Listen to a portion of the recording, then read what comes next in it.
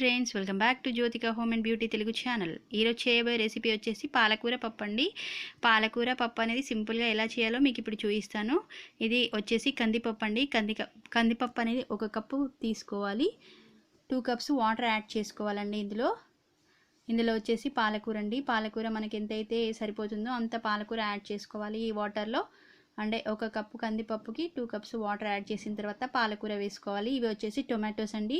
ఒక 2 tomatoes medium size tomatoes తీసుకున్నా నేను.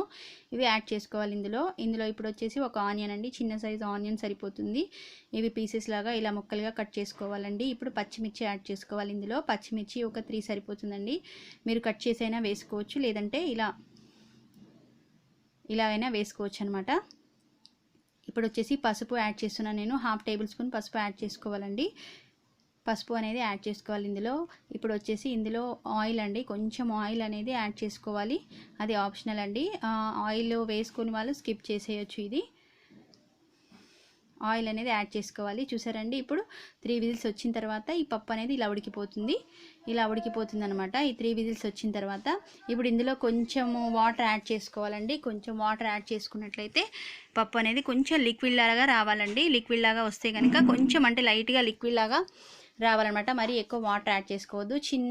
చిన్న టీ గ్లాస్ ఆఫ్ వాటర్ అనేది సరిపోతుంది ఇందులో. ఇప్పుడు వచ్చేసి దీంట్లో కారం యాడ్ చేసుకోవాలండి. కారము, సాల్ట్ అనేది యాడ్ చేసుకోవాలి ఇందులో. ఇప్పుడు వెంటనే పోపు పెట్టేసుకోవాలండి. ఈ పోపుకి వచ్చేసి పోపుకి ఆయిల్ అండి. జీలకర్ర, ఆవాలు ఉంటాయి కానీ 1/2 టేబుల్ స్పూన్ జీలకర్ర, 1/2 టేబుల్ స్పూన్ ఆవాలు, ఎండుమిరపకాయలండి, ఒక 2-3 ఎండుమిరపకాయలు, వెల్లుల్లిపాయలు. అంతే అండి, చాలా సింపుల్గా అయిపోతుందండి.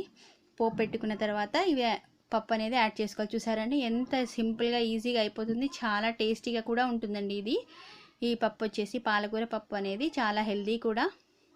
ఆకుకూరలు అంటే చాలా హెల్దీ కదండి అందరికీ. కాబట్టి తప్పకుండా ఇది ట్రై చేసి నాకు ఎలా ఉందనేది కామెంట్స్లో కామెంట్ చేసి చెప్పండి. ఓకేనా ఫ్రెండ్స్, ఈ రెసిపీ కనుక మీకు నచ్చినట్లయితే లైక్ చేయండి, షేర్ చేయండి, సబ్స్క్రైబ్ చేసుకోండి. ఓకేనా ఫ్రెండ్స్, థ్యాంక్స్ ఫర్ వాచింగ్.